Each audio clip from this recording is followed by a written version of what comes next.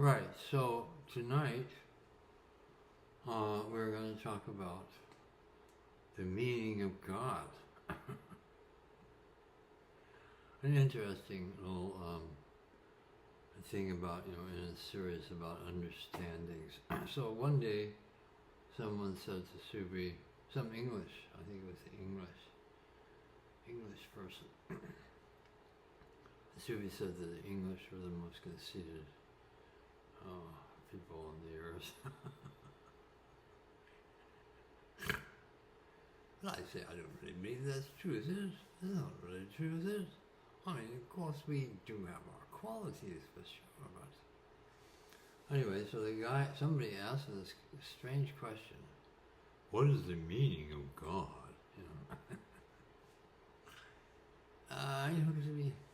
When you really try to think about it, what kind of a question is that? It's an odd question for sure. It's just kind of a silly prelude to what I'm going to be chatting with you about. Kind of a setup for it. So the thing was, so he said, well, his answer was, God has no meaning. He gave it a straight answer.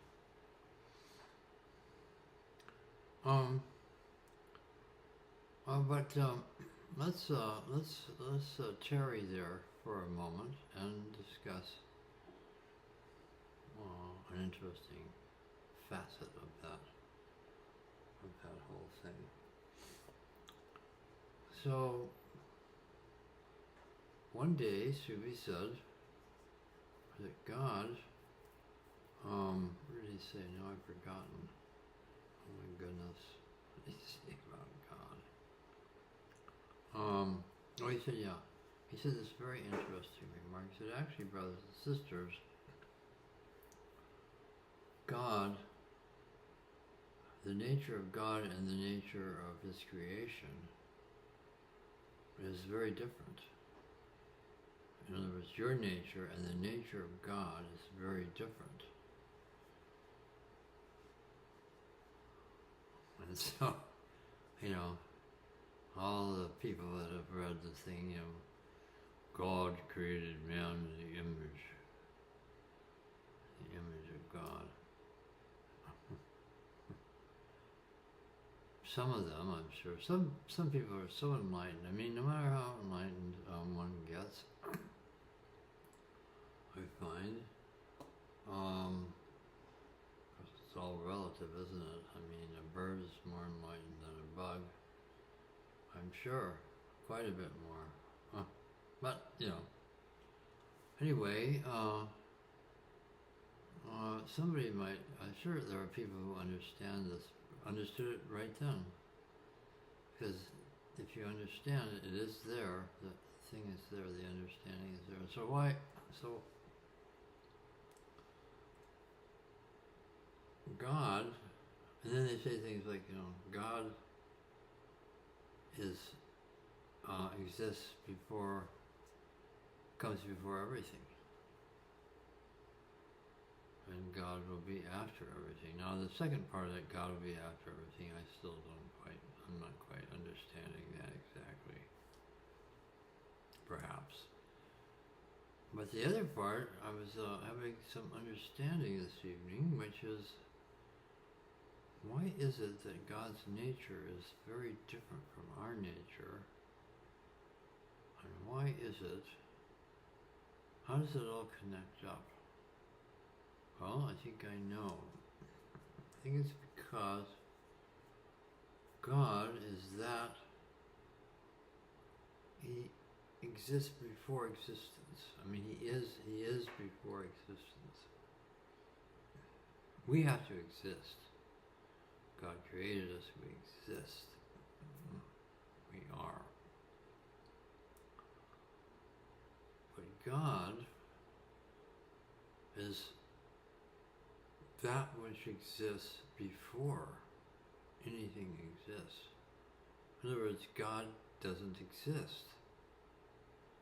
God is, but God doesn't exist. He creates existence, Pretty cool, huh? So therefore,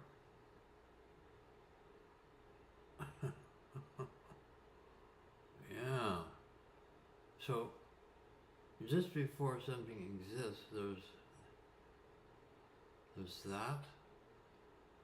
that which exists before existence, little thing, and then there's existence.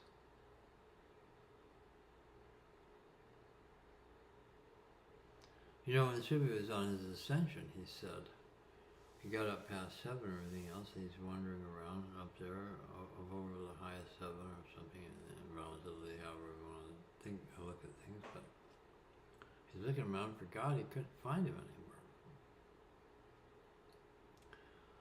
And then Bapak made this little remark, but then Bapak understood. We understood something, and it's been taking me 60 years later, or 55 years later, or something like that, for me to understand. And God is that. There's that, and then there's the thing that exists. There's that and that, and that. So we're all busy existing. So we have a certain nature because we exist. God's nature is different because he doesn't exist. He does, he is, but he doesn't exist. He created existence.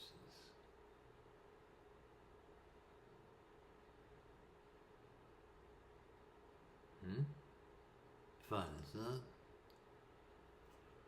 So there you have it. I think that's about all I had to say about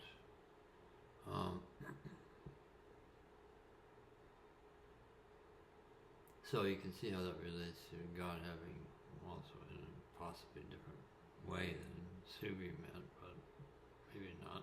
God has no meaning. God is.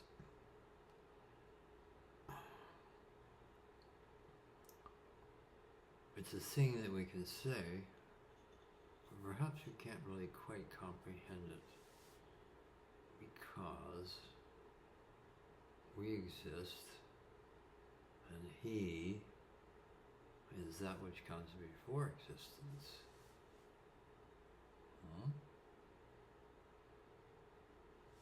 Anyhow, there's no use thinking about it. Don't think about it. You don't want to go get nutty.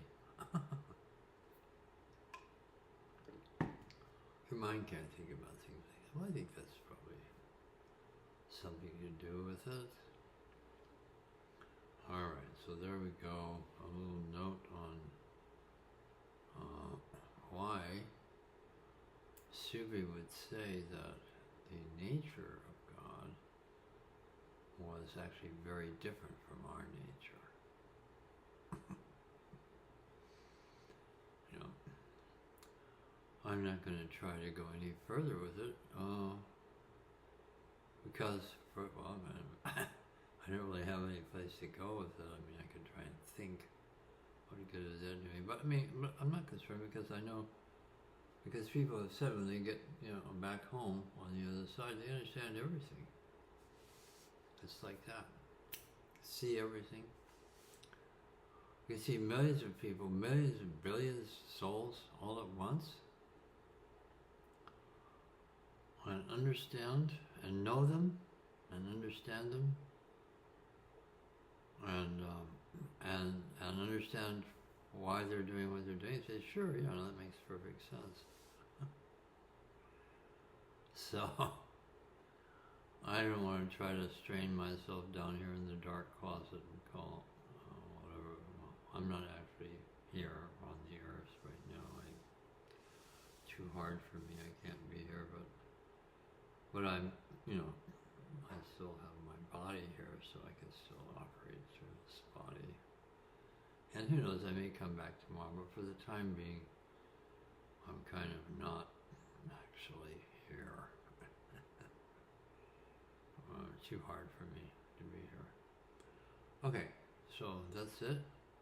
God bless, and guide you, and keep you.